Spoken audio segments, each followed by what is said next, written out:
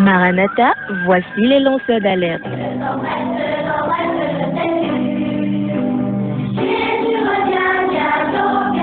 Avec vous dès le point du jour criant. Maranatha, Jésus revient.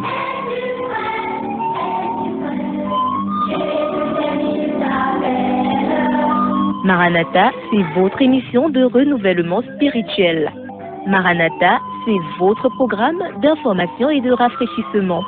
Maranatha, c'est un moment d'avertissement solennel. Vous cherchez l'essentiel, la réponse à vos questions, une meilleure direction? Appelez le 677 40 47 22 ou le 694 61 52 67. Ne ratez pas Maranatha, votre rendez-vous quotidien de 5h à 6h sur la NB1 93.8. Maranatha est produit par des serviteurs de Dieu pour préparer l'Église à l'enlèvement. Jésus revient.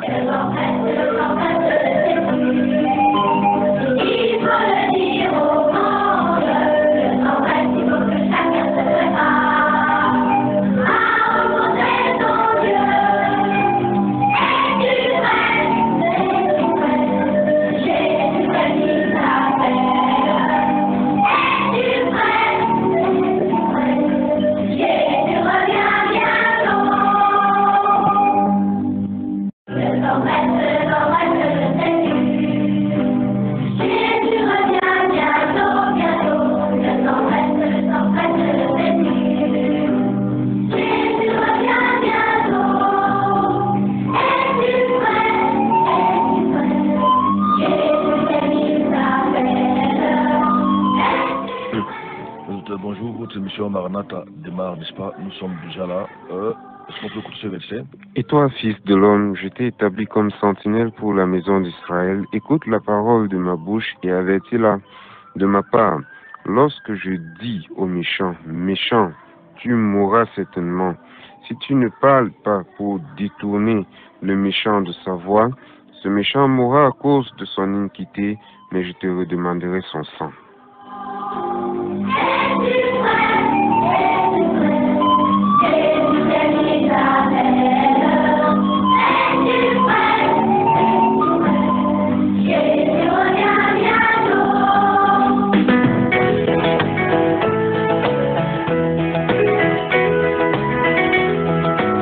5h, 6h, écoutez Maranatha sur la ND1.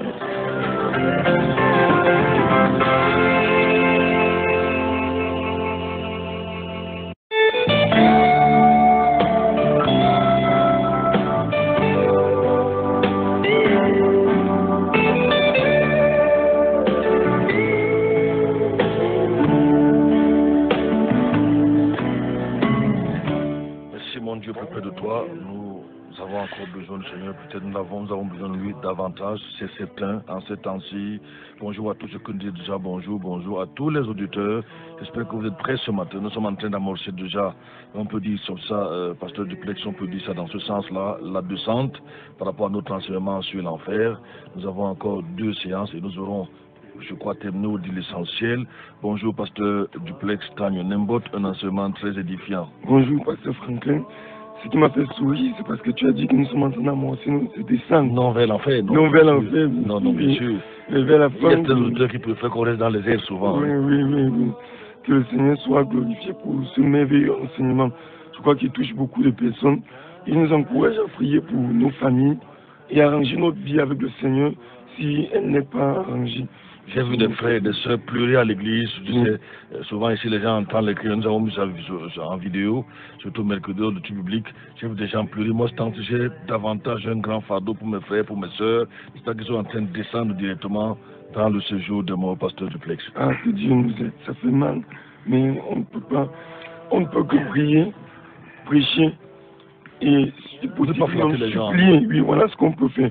Au cas contraire, Papa fait plus que ça. Et en même temps lancer comme ça un genre de défi au pasteur. Il est question que le pasteur dise aux gens la vérité, qu'il prêche tout le conseil de Dieu. Je le dis, je le maintiens. Une église de pasteur où c'est pas le ministre de culte ne vous parle pas de l'enfer et du ciel, il ne vous aime pas. Il n'aime pas votre âme qui est pourtant, je veux dire, l'élément, la partie la plus importante, votre véritable vous, hein, n'est-ce pas, par rapport à l'éternité. Bonjour, Casimir. Bonjour, pasteur Franklin. J'ai pris une habitude depuis un certain temps de dire à ma famille, je ne peux pas vous donner le milliard. Parce que même si je vous donnais ce milliard, le jour où vous en irez, vous allez abandonner. Le plus beau cadeau que je puisse vous offrir, c'est vous prêcher l'évangile. Parce que je suis sûr, au moins à ce niveau, que si vous vous repentez, à toujours, vous allez me remercier. Et j'ai même dit à l'une d'elles, le jour-là qu'on va se rencontrer au ciel, il faudra venir m'embrasser avec des gros bisous, surtout à me préparer un cadeau parce que si je ne t'avais pas prêché l'évangile, certainement tu serais en train de griller en enfer. Des centaines de milliers de personnes vont me dire merci aussi. Ça, je suis sûr à 100%. Ils vont me dire, tu as été le pasteur ou le prédicateur qui nous a pas flatté, qui nous a de la vérité, pendant que les autres maudiront, n'est-ce pas? Tous ces pasteurs, ces faux prophètes, ces soi-disant hommes d'église qui leur ont dit que Dieu n'est que amour, amour, amour. Non, on va pas la justice de Dieu. Bonjour à ceux qui nous disent déjà bonjour. Il y a Dieudonné que je viens de voir là qui nous dit bonjour. Bonjour à toi Dieudonné. Bonjour à Théa, j'ai vu Théa quelque part là.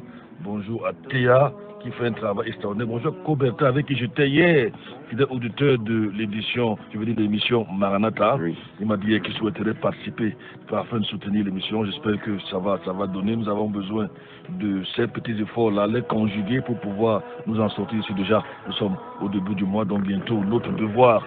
Moi, j'appelle souvent ça une petite contribution par rapport à tout ce qu'il y a comme travail ici au niveau de la radio. Bonjour au frère Benoît qui nous fait signe. Bonjour à Ézéchiel du côté de Kounou. Bonjour à toi, à ton épouse. Madame Cué, bonjour. 696 93 24 78 78.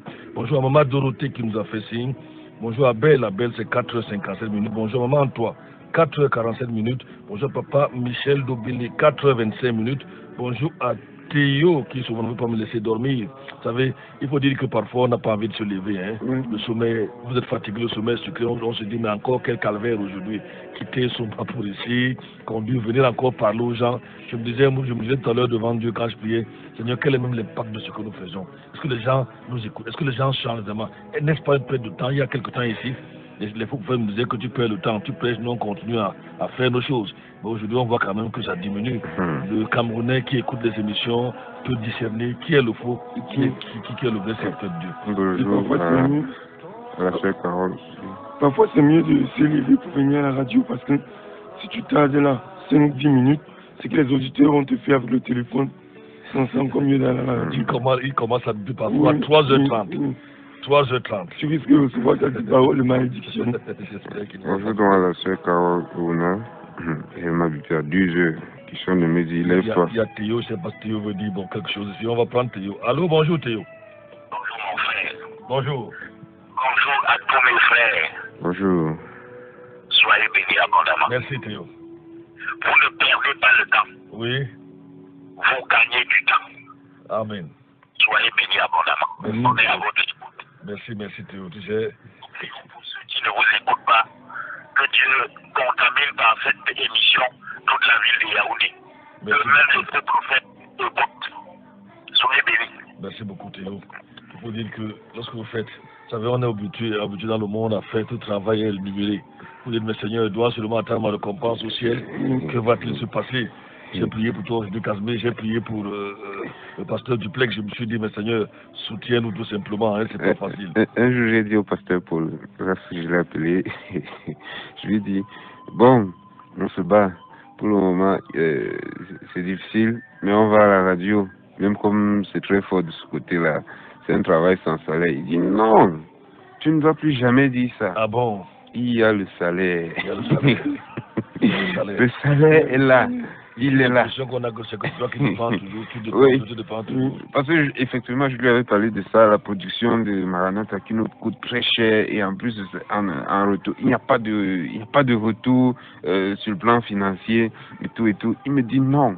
Ne dis plus ça. Ne dis plus ça. Non. L'homme de Dieu t'a prévenu, il ne fallait pas le dire cela.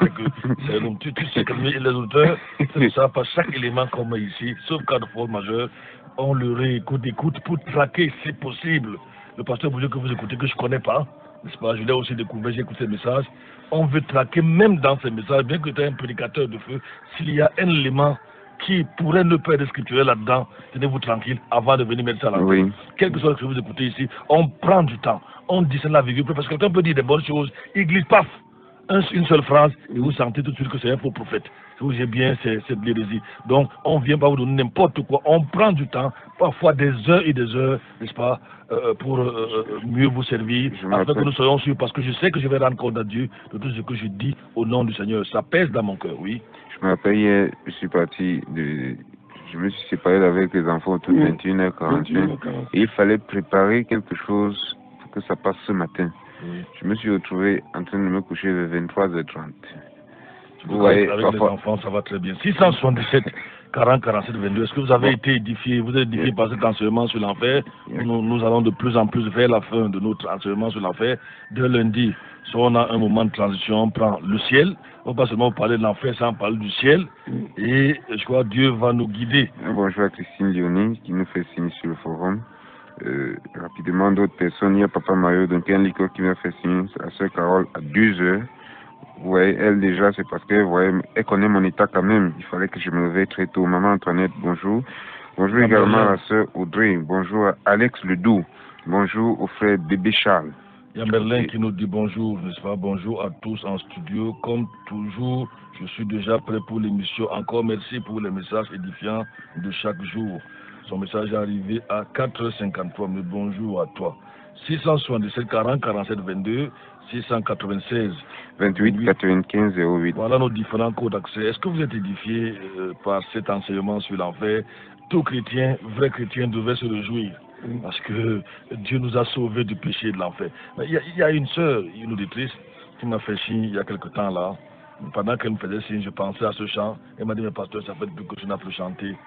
Si à mon aisé, je crois qu'on va chanter ce chant-là ce matin. Surtout qu'on parle de la mort de l'enfer, c'est dans signe. Si tu n'as pas la voix, je t'en prie pour toi. Du coup, tu vas nous donner quand même ta voix de capot. On veut qu'on écoute ce que tu vas dire. On va chanter ce cœur et après cela, on va prendre le message, n'est-ce pas, sur nous sommes. Oui, tu peux lire le verset, oui.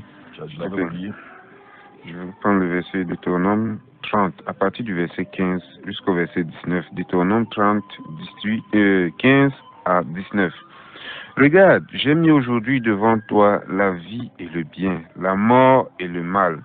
Car je te commande aujourd'hui d'aimer l'Éternel ton Dieu, de marcher dans ses voies et d'observer ses commandements, ses statuts, ses ordonnances, afin que tu vives et que tu multiplies, et que l'Éternel ton Dieu te bénisse au pays où tu vas pour le posséder.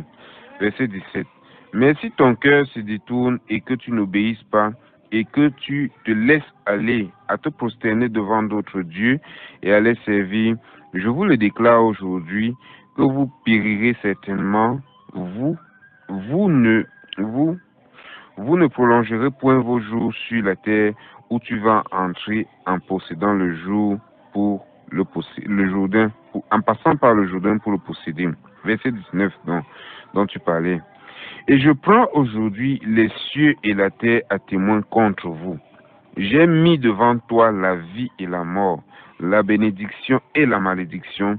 Choisis donc la vie afin que tu vives, toi et ta postérité. Choisis la Zoé, la vie éternelle qui t'attend de l'autre côté, n'est-ce pas? Choisis la vie. Dieu te prévient, choisis la vie. Dieu nous dit qu'il prend aujourd'hui la terre et le ciel. Parce que personne n'est plus grand que lui. C'est le témoin. Il est le seul qui soit capable de prendre à témoin. Le témoin qu'il a contre l'homme, sa créature, c'est la terre, le ciel et la terre. Comment allons-nous échapper? Puisque depuis que l'homme existe, la terre est là. On comprend pourquoi la Bible dit qu'au jour du jugement, les hommes seront sans excuse. Est-ce que vous savez qu'au jour du jugement, les pierres vont accuser les hommes, les pierres vont parler, les pierres vont te dire, les pierres qui sont dans le mur de ta maison, tous les adultères de la fornication, les pierres voient. Aujourd'hui, ne parle pas. Jésus a dit que si les hommes étaient, les pierres vont crier. Et si les pierres parlaient? Si les pierres parlaient, elle nous dirait certainement tous les escrocs, tous les détourneurs de fonds publics, parce que les pierres voient la nuit dans les bureaux ce qui se passe. Si les pierres parlaient, elle nous dirait seulement certainement tous ces directeurs-là qui couchent avec leur secrétaire dans les canapés du bureau. Le jour là, les pierres vont parler. Et un auteur aussi me demande notre chant. C'est ce que je vois. Bonjour pasteur, est-ce que vous pouvez rechanter cette musique s'il vous plaît? Oui, j'aime l'homme de Galilée. On va choisir. Bon, on va reposer Solange à demain, n'est-ce pas? Pour son chant, on va prendre cet auteur qui veut qu'on chante l'homme de Galilée. On commence souvent ça comment? Hosanna, Hosanna, Hosanna à toi, ô mon Dieu. Tu m'as délivré du péché de l'enfer. Hosanna à toi, ô mon Dieu. Chante Hosanna, Hosanna, Hosanna, Hosanna à toi, ô mon Dieu. Tu m'as délivré du péché de l'enfer. Hosanna à toi, ô mon Dieu. Chante Hosanna, Hosanna, Hosanna, Hosanna à toi, ô mon Dieu. Tu m'as délivré du péché de l'enfer. Hosanna à toi, ô mon Dieu. Oui, j'aime l'homme de Galilée. Oui, j'aime l'homme de Galilée. Mon fardeau est enlevé, mes péchés sont effacés. Oui, j'aime l'homme de Galilée. Alléluia. Oui, j'aime l'homme de Galilée. Oui, j'aime l'homme de Galilée. Mon fardeau est enlevé, mes péchés sont effacés. Oui, j'aime l'homme de Galilée. J'aime cet homme de Galilée. Il m'a fait beaucoup de grandes choses. Il a ôté mes péchés et m'a donné le Saint-Esprit. J'aime Jésus de Nazareth, oui, j'aime l'homme de Galilée. Oui, j'aime l'homme de Galilée. Mon fardeau est enlevé, mes péchés sont effacés. Oui, j'aime l'homme de Galilée. J'aime Jésus de Nazareth. Il m'a fait beaucoup de grandes choses. Il a ôté mes péchés et m'a donné le Saint-Esprit. J'aime Jésus de Nazareth, oui, j'aime l'homme de Galilée. J'aime l'homme de Galilée. Mon fardeau est enlevé, mes péchés sont effacés. Oui, j'aime l'homme de Galilée. J'espère que l'auditeur est satisfait. J'espère qu'il est content. Bonjour, pasteur. Je crois qu'on vient de le chanter. C'est Fernande qui dit bonjour. Je suis plus béni car vous aimez mon âme. Il est le plus important que tout ce que je peux voir ou avoir. Fernande, que Dieu vous bénisse. Il y a la sœur qui dit bonjour à vous, oui, le pasteur Duplessis a raison. Depuis plusieurs jours, quand je me réveille le matin, j'ai une prière, Seigneur, du Seigneur Jésus, sauve les membres de ma famille. Même en journée, quand j'y pense, je supplie le Seigneur pour eux. Ça, c'est la sœur Evia Mathieu de Leboudi qui dit bonjour, pasteur Franklin et autres pasteurs. J'aimerais qu'ensemble nous réunissions nos prières afin que le Seigneur, je préfère m'arrêter là. Le Seigneur lui parle de l'âme de son petit frère, n'est-ce pas? Je crois qu'il serait mieux que Mathieu de Leboudi nous rencontre, n'est-ce pas? Il faut dire à Mathieu de Leboudi où l'âme de son petit frère. Oui, on lui dit déjà en passant que nous avons une église là-bas à côté, n'est-ce pas, en Kungon, là où le pasteur peut vraiment prendre soin de lui. On va tourner vers la technique, on va écouter le message, n'est-ce pas, en fait, ça doit être la quatrième partie. Une description. Description de l'enfer. Non, pas description de l'enfer, des différents courants. Les différents courants de pensée au sujet de l'enfer. Oui. C'est vrai qu'on a commencé avec ça. C'est avec ça que j'avais commencé. On a parlé au début là, les adventistes, quelques idées, des témoins de Jéhovah, le purgatoire et au-delà. Maintenant, c'est pas moi. On va aussi écouter ce que pense Bourget. C'est un Québécois, n'est-ce pas? Les différents courants, les différentes doctrines au sujet de l'enfer. Est-ce qu'elles sont bonnes? Est-ce qu'elles sont fausses? Le rationalisme, c'est la partie qui va nous intéresser ce matin. On va se tourner vers la technique et on va prendre le message de Raymond Bourget.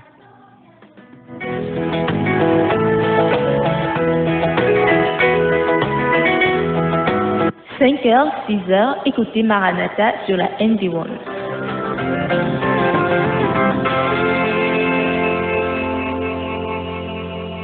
Parole de Dieu, Et nous allons voir, particulièrement donc en continuant notre conférence qui a comme titre « L'enfer est-il réel ?» Donc particulièrement, donc nous sommes à la 3e partie de cette grande conférence et nous allons voir donc maintenant les fausses doctrines qui existent sur l'enfer.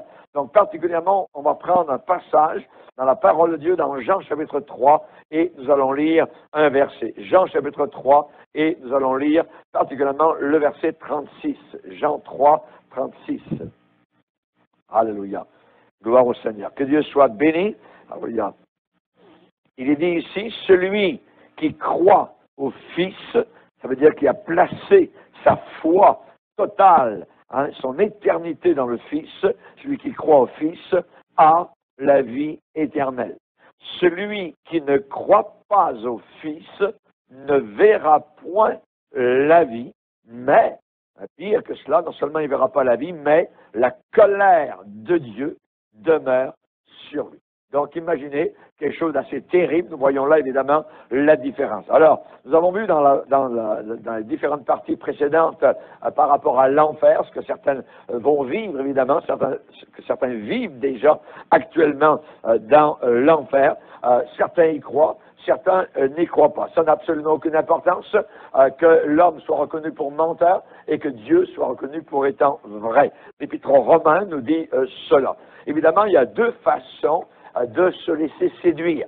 Ici-bas, sur cette terre, il n'y a que deux façons, uniquement deux, pour se faire jouer, se faire duper, se faire leurrer. La première façon pour se faire jouer, c'est évidemment de croire ce qui n'est pas vrai. Croire quelque chose qui n'est pas vrai. Croire un mensonge. Donc là, c'est une manière de se faire leurrer. La deuxième façon de se faire avoir, c'est de refuser de croire ce qui est vrai. Voyez? Donc, c'est aussi simple que cela, et vous m'avez bien compris. Ce soir, ça va vous demander particulièrement donc beaucoup d'attention, parce que nous allons aller particulièrement donc dans les fausses doctrines sur l'enfer, et donc c'est toujours, je dirais, assez séduisant évidemment donc ces fausses doctrines. Alors, il y a particulièrement plusieurs fausses doctrines, mais il y en a 5 que j'ai résumées, donc 5 fausses doctrines. Premièrement, l'universalisme, nous allons le voir. Deuxièmement, l'annihilation. La troisième fausse doctrine, le purgatoire. Et la quatrième fausse doctrine, deuxième chance après la mort. Et une autre fausse doctrine, il suffit d'être bon pour ne pas aller en enfer. Voyez? Donc, ce sont toutes 5 fausses doctrines. L'universalisme, l'annihilation, la doctrine catholique du purgatoire, ensuite une autre doctrine, la deuxième chance après la mort. Vous êtes mort, vous allez avoir peut-être une deuxième chance, donc on appelle ça aussi la doctrine de la restauration ou du rétablissement. Ou une cinquième fausse doctrine, vous savez, il suffit d'être bon pour ne pas aller en enfer. Alors c'est une fausse doctrine aussi, nous allons voir cela.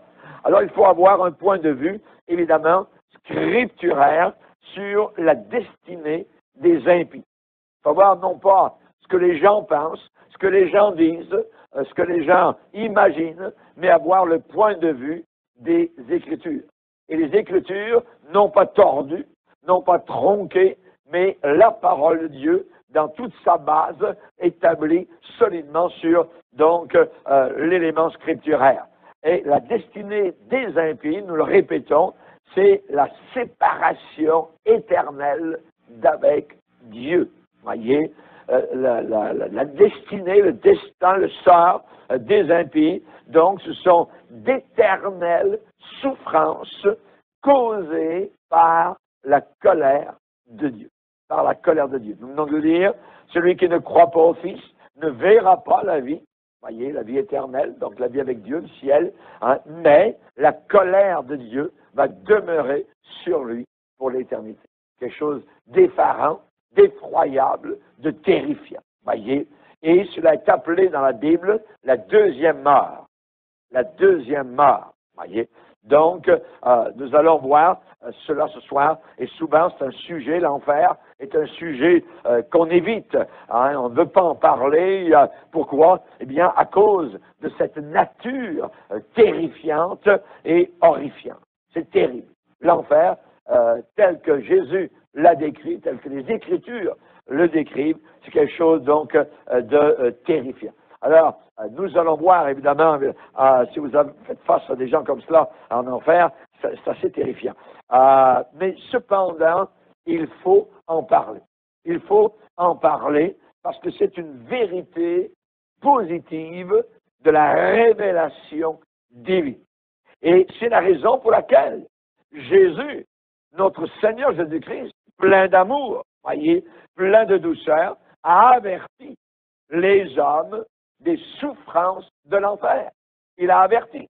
Et ce qu'il a dit, justement, de l'espérance du ciel qui nous attend, nous les chrétiens, eh bien, ce qu'il a déclaré peut aussi s'appliquer à son enseignement sur l'enfer. Par exemple, Jésus a parlé du ciel. Il a dit qu'au ciel, il y a beaucoup de maisons, beaucoup de demeures, voyez, et il a ajouté, si cela n'était pas, je vous l'aurais dit. Ce bout de phrase que Jésus a appliqué au ciel s'applique aussi, évidemment, à l'enfer. Si cela n'était pas, je vous l'aurais dit.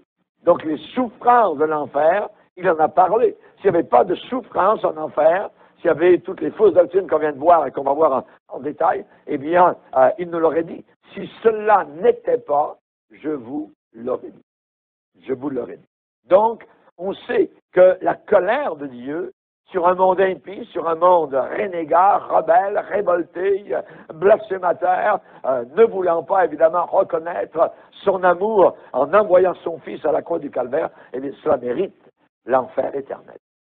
C'est abominable de refuser donc le Créateur et son amour. Et c'est la raison pour laquelle aussi, par rapport aux impies qui existent sur la terre, l'apôtre Paul a dit dans Colossiens au chapitre 3, versets 5 à 7, « Faites donc mourir les membres qui sont sur la terre, l'impudicité, l'impureté, les passions, les mauvais désirs, la cupidité, qui est une idolâtrie. » Et ensuite, Paul ajoute, à cause de ces choses, c'est à cause de ces choses que la colère de Dieu vient. Ou sur qui? Sur les fils de la rébellion, parmi lesquels nous marchions nous aussi autrefois, lorsque nous vivions nous-mêmes dans ces péchés.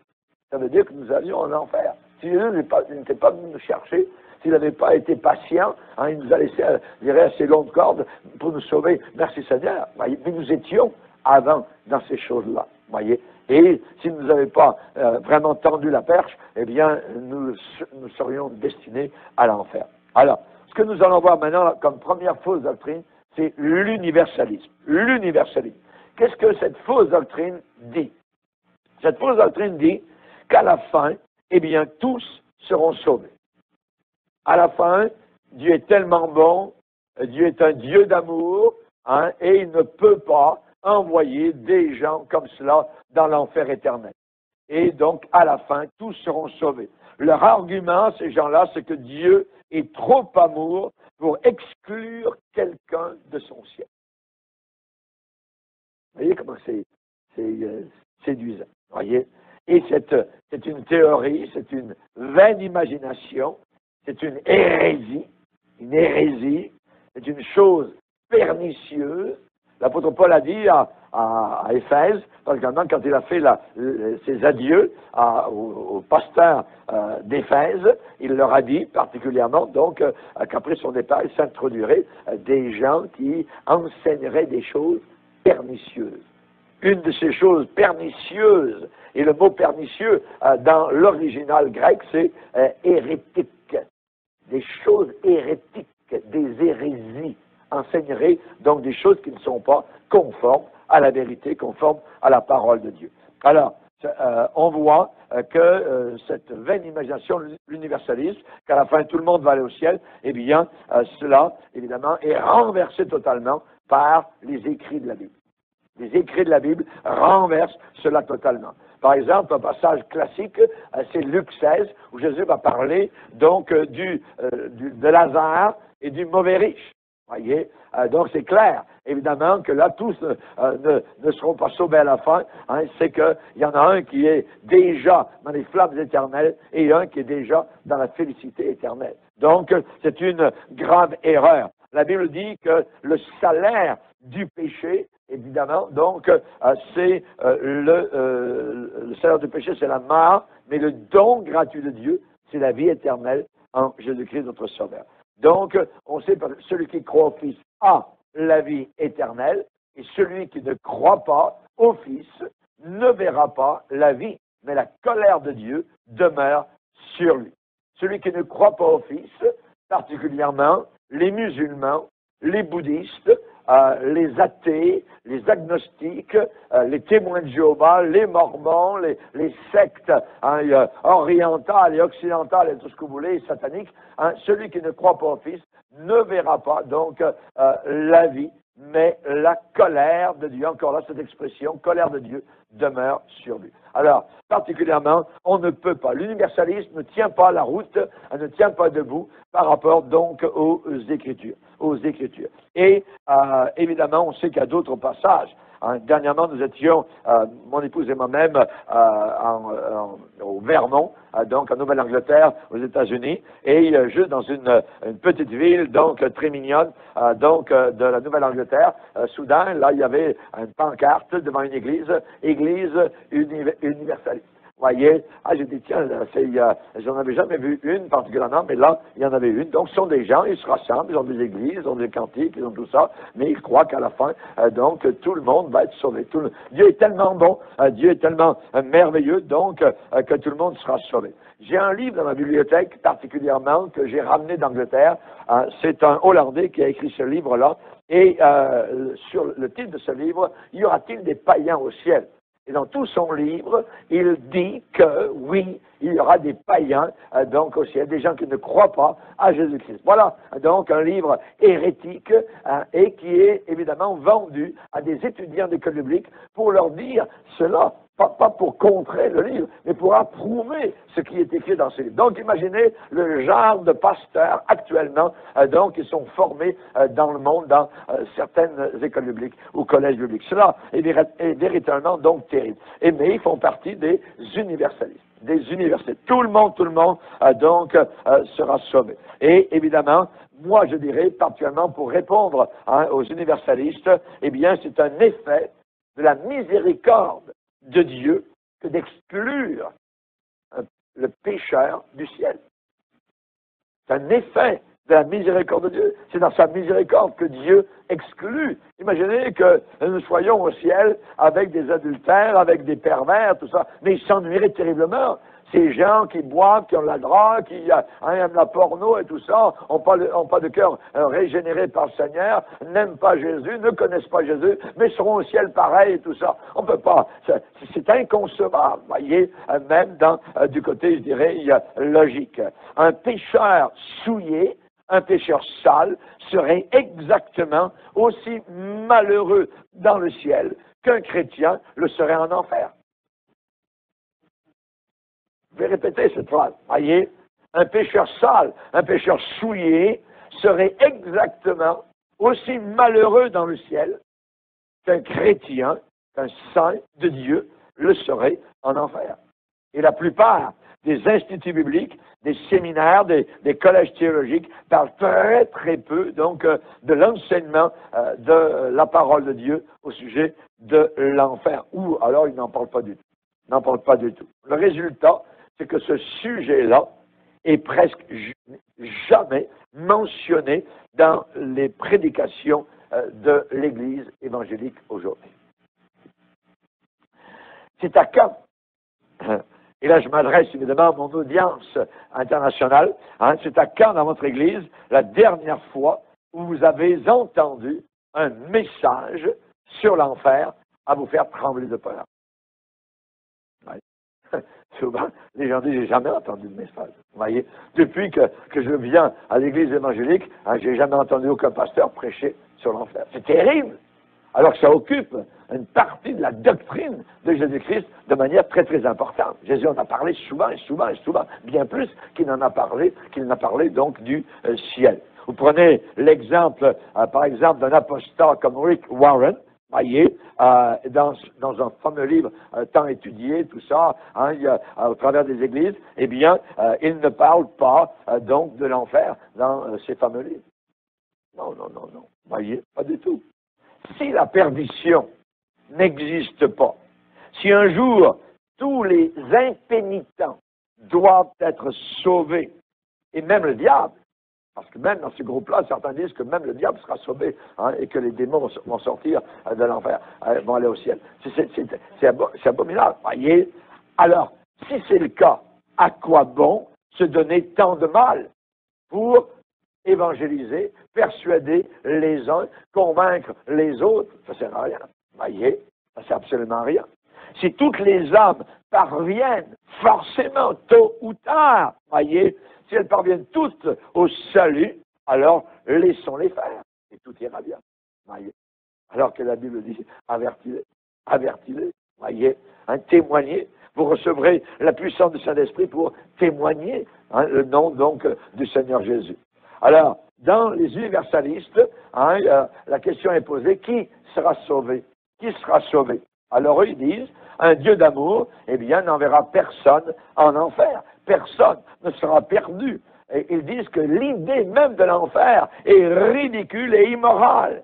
Ils disent, Jésus-Christ a accompli son œuvre, et le ciel est pour tous, le ciel est pour les chrétiens, le ciel est pour les bouddhistes, le ciel est pour les musulmans, le ciel est pour les athées, le ciel est pour les agnostiques, et ainsi de suite. Vous voyez, c'est ce qu'ils disent. Et tous les chemins mènent à Dieu. C'est ce que nous avons actuellement dans le monde, dans les fameuses réunions que nous appelons écuméniques. Et nous nous opposons à l'écuménisme, donc, anti-biblique. Hein. Donc, on voit particulièrement qu'à ce moment-là, Jésus n'est plus le seul chemin. Il n'est plus le seul chemin, il n'est plus le seul médiateur. Pierre ferait bien de rentrer chez lui parce qu'il a dit, il y a un seul nom qui a été donné parmi les hommes par lequel nous devions être sauvés, et c'était le nom de Jésus. Mais il s'est trompé parce qu'il y a aussi le nom de Mohamed, il y a aussi le nom de Bouddha, il y a aussi la... Hein, donc, il était un petit ignorant de la Galilée quelque part, ainsi de suite.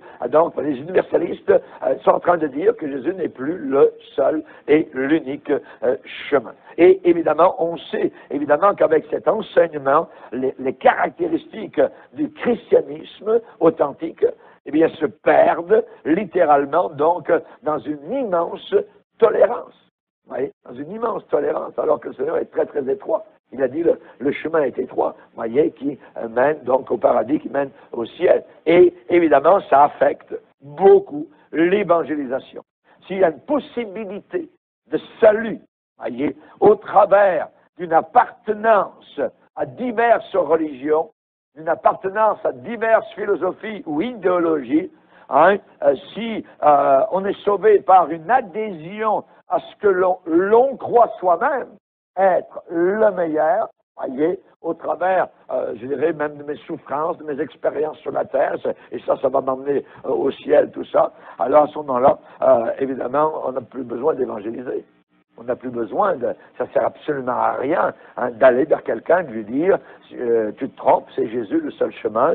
Hein, et même le Jésus que tu crois, hein, si tu es dans le Nouvel Âge, ton Jésus christique, ainsi de suite, eh bien, ce n'est pas le Jésus de la Bible. Hein, le Jésus de la Bible, il est Dieu le Fils. Hein, il pardonne les péchés. Hein, lui seul peut le faire, ainsi de suite. Donc, on connaît évidemment notre message. Mais ce message, actuellement, est en train de se diluer et le diable ricane derrière, évidemment, tous les forums écuméniques, hein, soit à Rome, soit aux Indes ou ailleurs dans le monde. Hein. On sait donc que la Bible nous dit que le seul salut, eh bien, il est accompli par la foi en Jésus-Christ. Aucun autre nom. C'est très restrictif, c'est très étroit, mais c'est la vérité. Aucun autre nom. Donc, pour les juifs, pour les bouddhistes, pour les communistes, pour les marxistes, pour les hindous, pour les mahométans, hein, et ceux qui croient rien du tout, eh bien, c'est Jésus. C'est Jésus, le Jésus de la Bible, crucifié sur une croix, qui est la seule porte du ciel. Il est la seule porte du ciel, lui seul est la vérité. Nous le répétons, lui seul est la vie. Et nous disons avec l'apôtre Paul, nous vous en supplions, hein, soyez réconciliés avec Dieu par Jésus-Christ. Par Jésus-Christ. Amen. Jésus a bien dit dans Jean 14, verset 6, nulle personne ne vient au Père que par moi. Que par moi. Hein. Donc, c'est vrai que l'Évangile est pour tous, c'est un message universel, mais tous ne seront pas sauvés, bien que Dieu veuille que tous les hommes soient sauvés. Dieu veut que tout le monde soit sauvé. Mais évidemment, le salut est fait, le cadeau est donné, je peux venir le prendre, ou je peux cracher dessus, le rejeter, ne pas le vouloir. Hein, je peux en faire ce que je veux. Et c'est là que je décide, donc, de mon éternité. Amen. Donc, particulièrement, c'est une fausse doctrine, l'universalisme. Hein, et on va voir, donc, la deuxième fausse doctrine, c'est l'annihilation. L'annihilation, donc, c'est une autre fausse doctrine où on dit que Dieu va anéantir l'impie. C'est-à-dire que vous n'existez plus. Vous n'existez plus, Dieu vous détruit littéralement, certains disent, dans l'enfer, la flamme de l'enfer va vous rendre en poussière, vous n'existez plus. Annihilation. Oui. Et particulièrement, il y a des gens qui enseignent cela, hein, particulièrement les adventistes du 7e jour. C'est une fausse doctrine, donc les adventistes du 7e jour enseignent. C'est une doctrine qui est arrivée à partir d'une femme de la Nouvelle-Angleterre dans les années 1800, à une femme appelée Ellen White. Toutes les sectes ont toujours un bonhomme à leur tête ou une bonne femme quelque part qui a des révélations, qui a des visions, commence à écrire des livres, ainsi de suite, hein, et commence à tronquer la parole de Dieu, dit des choses vraies, mais en même temps parfois des choses fausses. Et les adventistes, donc du 7e jour, sont une fausse, une secte, hein, et ont une fausse doctrine, particulièrement sur cette théorie de l'anéantissement de l'âme, hein, et cela vient par la chef de leur secte qui s'appelle Ellen White. Ellen White, qui a eu beaucoup de révélations. Il y a des choses qui disent qu'ils sont vraies, mais il y a aussi des choses qui sont fausses. Comme par exemple, vous avez absolument, vous ne pouvez pas aller au ciel si vous n'observez pas le sabbat. Il faut absolument observer le sabbat, alors que Jésus ne l'a même pas observé. Hein, et on sait que les pharisiens l'ont dit, tu n'observes pas le sabbat, donc tu ne peux pas être de Dieu. Alors, et particulièrement, la fausse doctrine de l'annihilation, eh bien, c'est que Dieu va anéantir l'impie. Voyez, c'est ce qu'ils disent. Hein, et les partisans de cette fausse doctrine, donc, avancent des versets. Ils se servent de versets qu'ils tordent, comme 2 Thessaloniciens, le 1er chapitre et le verset 9. Par exemple, où il est dit que Dieu va punir ceux qui ne connaissent pas Dieu, ceux qui n'obéissent pas à l'évangile de notre Seigneur Jésus, et ils auront pour châtiment une ruine éternelle. C'est 2 petits mots. Ruine éternelle, pour les adventistes, c'est l'anéantissement. Vous n'existez plus. Oui, ruine éternelle, loin de la face du Seigneur et de la gloire de sa force. Et évidemment, ils se servent d'autres passages en disant que le méchant sera détruit. Mais dans le langage de la Bible, le mot destruction et le mot ruine ne veut pas dire anéanti. Ça ne veut pas dire cela. Par exemple, dans le psaume 1er, il dit la voie des pécheurs mène à la ruine. Ce mot ruine, ça ne veut pas dire anéantissement.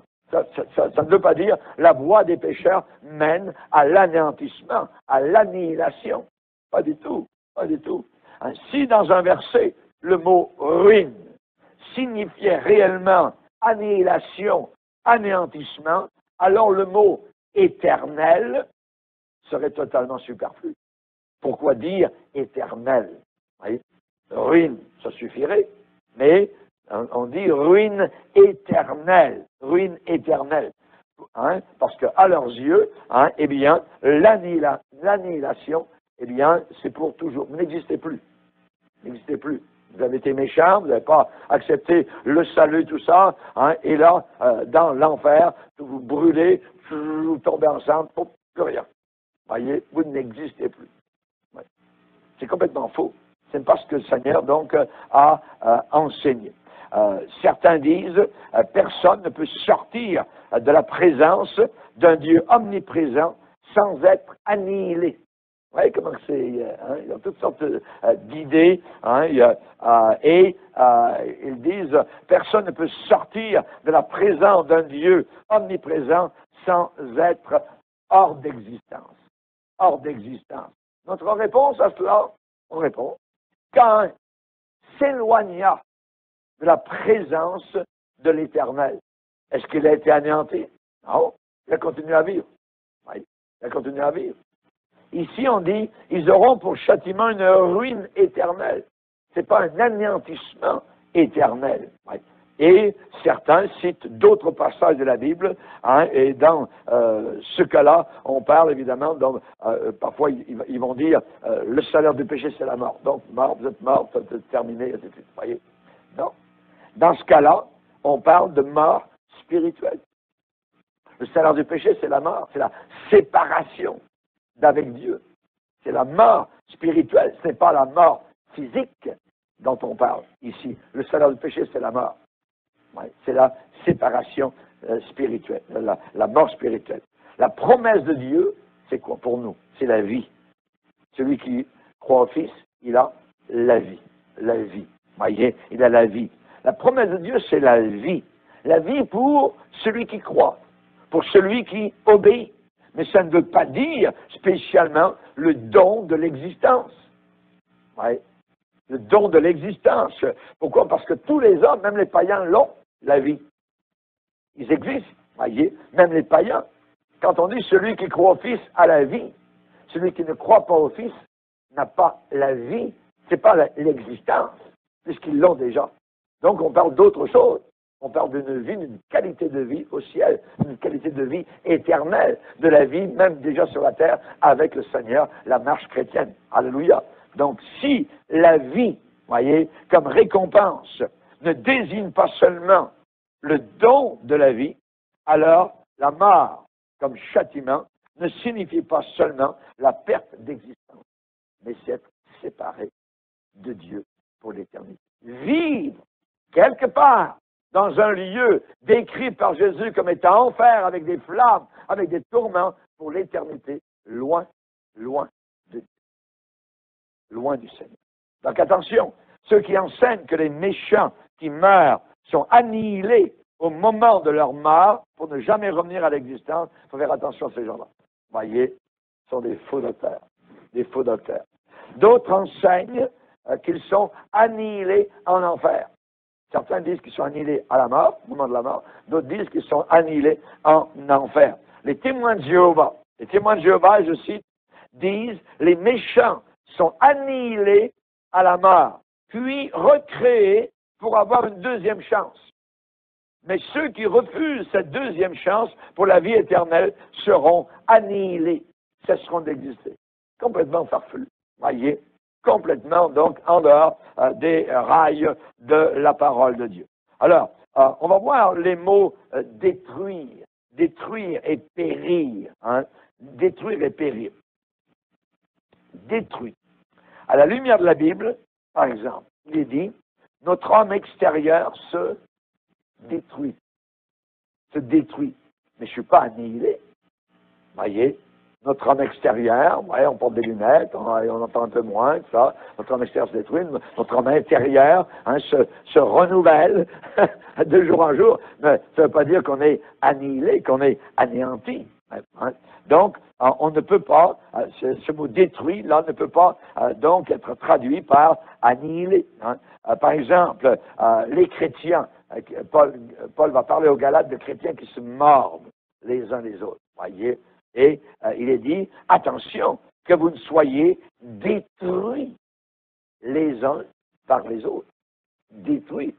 Mais là encore, ce n'est pas annihilé. Voyez, des chrétiens ne peuvent pas s'annihiler. Ici, dans ce mot détruit.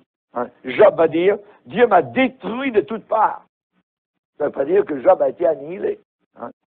Dans Hébreu, il est dit, Jésus-Christ a anéanti, a détruit celui qui a la puissance de la mort, c'est-à-dire le diable, c'est-à-dire le diable. Mais le diable n'est pas hors d'existence. Le diable, il agit encore dans le monde, mais sa puissance a été vaincue sous le pied de Jésus-Christ à Golgotha. Amen. Et le chrétien maintenant, il dit, le diable ne le touche pas. Amen. Plus que cela, nous avons pouvoir sur lui. Regarde, nous pouvons marcher sur les serpents, les scorpions, toute la puissance du diable, et rien ne peut nous nuire. Amen. Donc, il n'a pas été annihilé, puisqu'on le voit dans l'Apocalypse 20, il va être en enfer.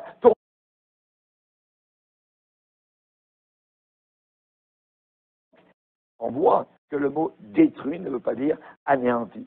La génération de Noé, rappelez la génération de Noé quand tous étaient détruits. Il est dit que le déluge est venu et les fit tous périr. Tous périr. Voyez. Sodome et Gomorrhe, pareil. Hein? Donc, ils ont péri. C'est ce que les mots de la Bible dans Luc 17. Mais cependant, tous ces gens-là, ils n'ont pas été anéantis puisqu'ils vont comparaître en jugement devant Dieu. Il est dit au jour du jugement, Jésus a dit, le pays de Sodome sera traité moins rigoureusement que Capernaum. Donc ces gens-là qui ont été, je dirais, brûlés, hein, vraiment tués par le Seigneur Jésus-Christ, il y a des millénaires, ils vont se retrouver devant le trône du jugement. Ça veut dire qu'ils n'ont pas été anéantis. Ils n'ont pas du tout été anéantis. Hein. Jésus a parlé du chemin large, du chemin étroit, il dit spacieux et le chemin qui mène à la perdition, pas à l'anéantissement. Ouais, donc, on voit les mots sont très importants, afin que quiconque croit en lui ne périsse pas.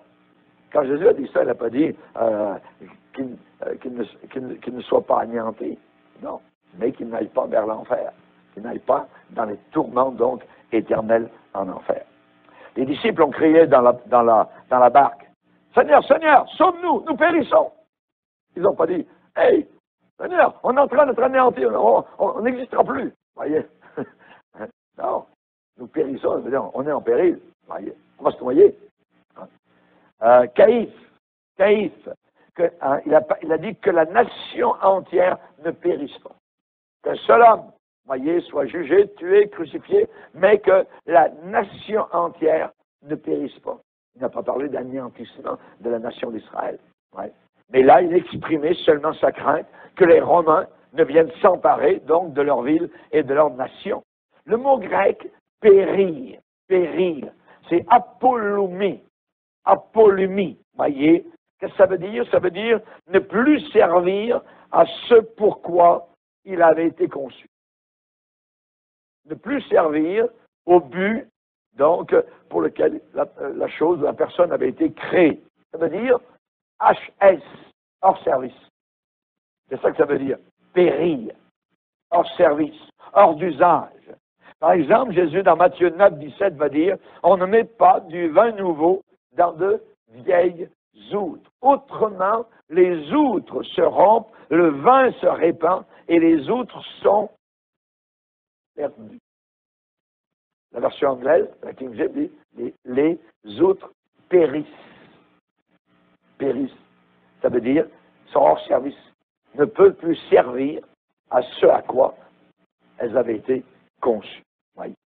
Donc, on sait particulièrement que ces mots ne veulent pas dire l'anéantissement. Un autre, je dirais, fausse doctrine, c'est le purgatoire.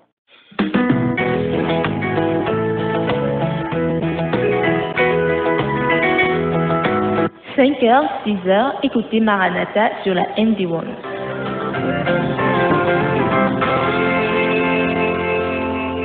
Merci Jules.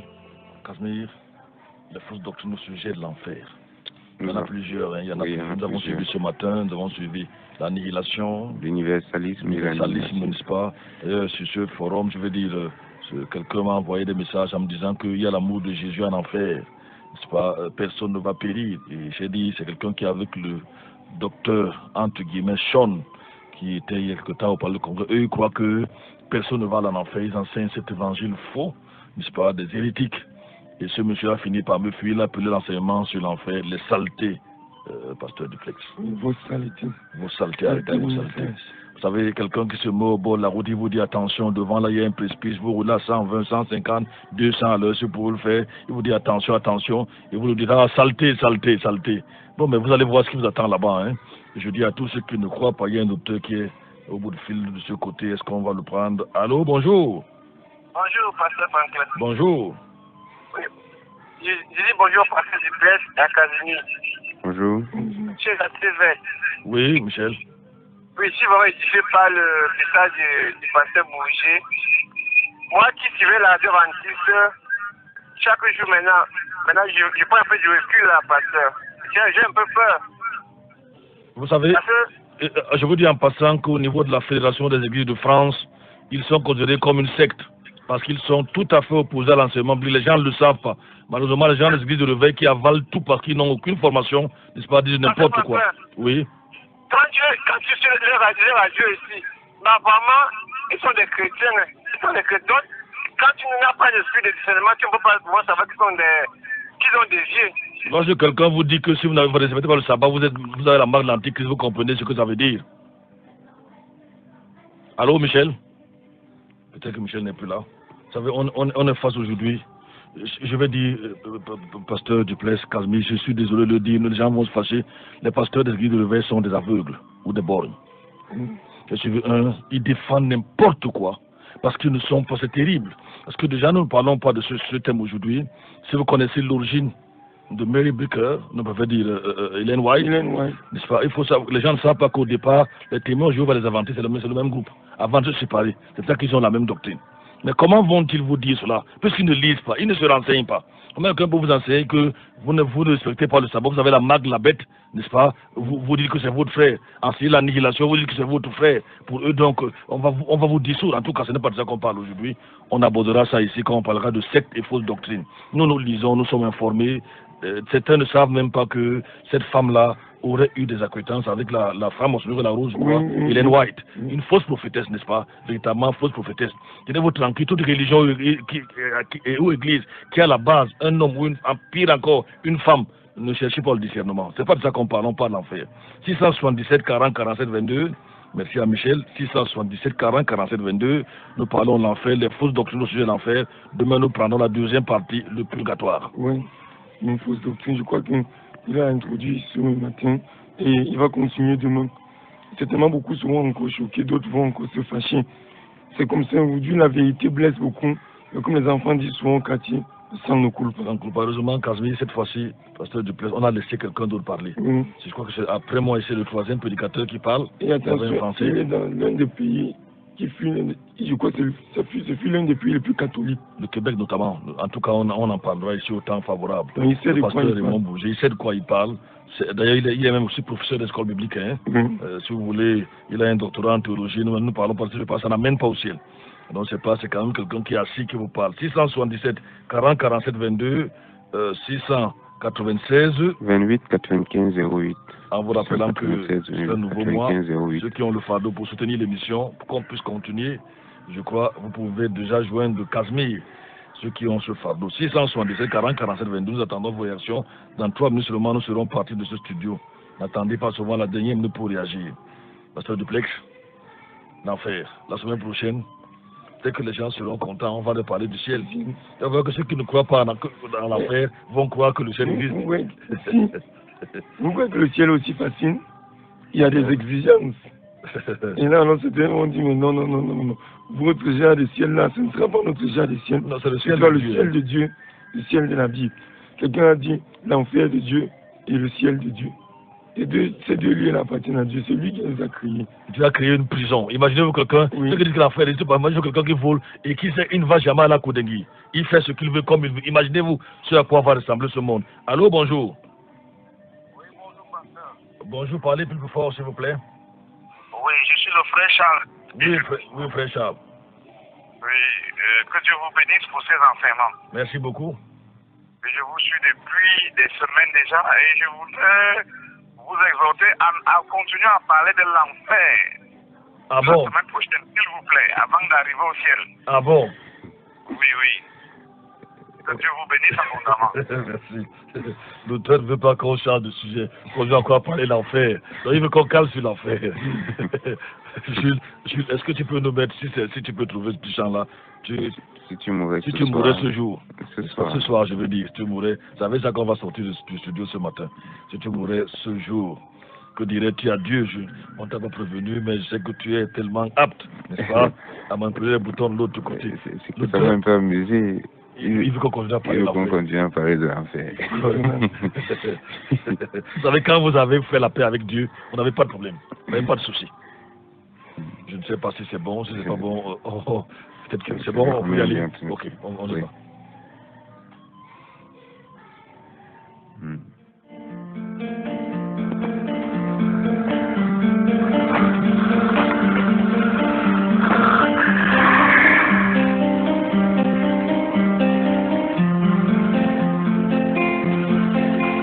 Tu marches comme un aveugle, tu ne sais pas où il va.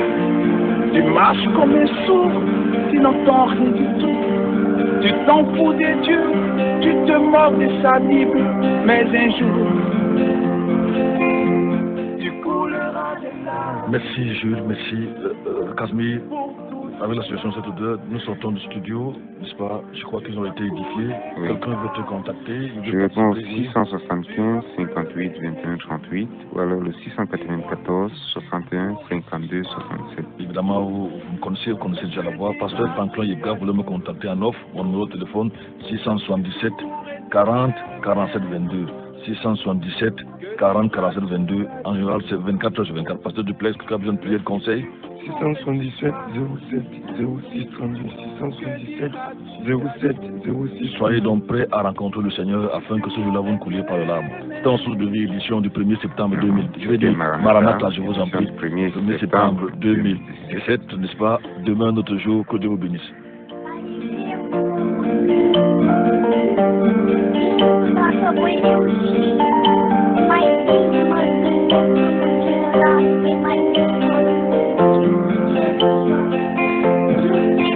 Tu peux tout avoir dans ce monde pourri.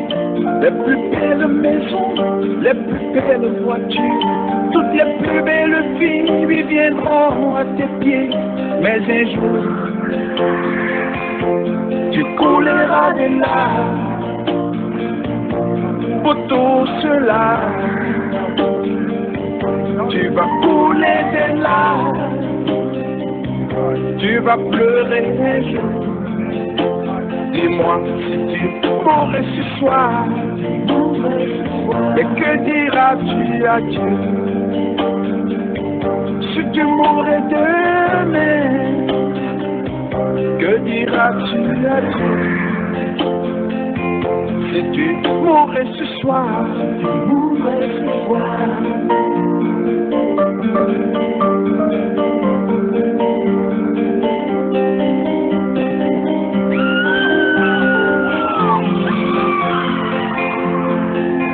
tu marches comme un aveugle, tu ne sais pas où il va. Tu marches comme un sourd, tu n'entends rien du tout. Tu t'en fous des dieux, tu te moques de sa vie. Mais un jour, tu couleras de larmes pour tout cela. Tu vas couler de larmes, tu vas pleurer un jour. Dis-moi si tu mourrais ce soir, que diras-tu à Dieu? Si tu mourrais demain, que diras-tu à Dieu? Si tu mourrais ce soir, que diras-tu à Dieu? Si tu mourrais demain, que diras-tu à Dieu? Si tu mourrais ce soir, que diras-tu? Maranatha, Jésus revient. 5h, 6h, restez connectés sur la NB1 en compagnie de Maranatha.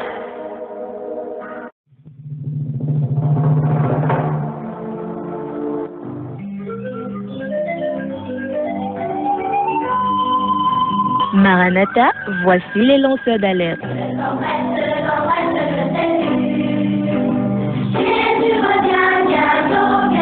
Avec vous dès le point du jour criant, Maranatha, Jésus revient.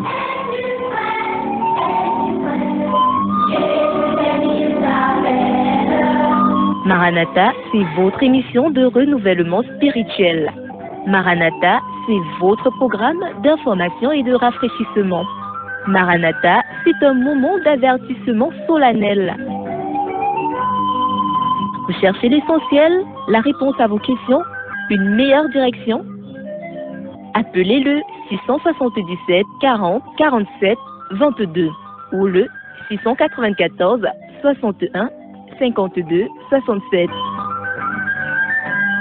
Ne ratez pas Maranatha, votre rendez-vous quotidien de 5h à 6h sur la NB1 93.8. Maranatha est produit par des serviteurs de Dieu pour préparer l'Église à l'enlèvement. Jésus revient.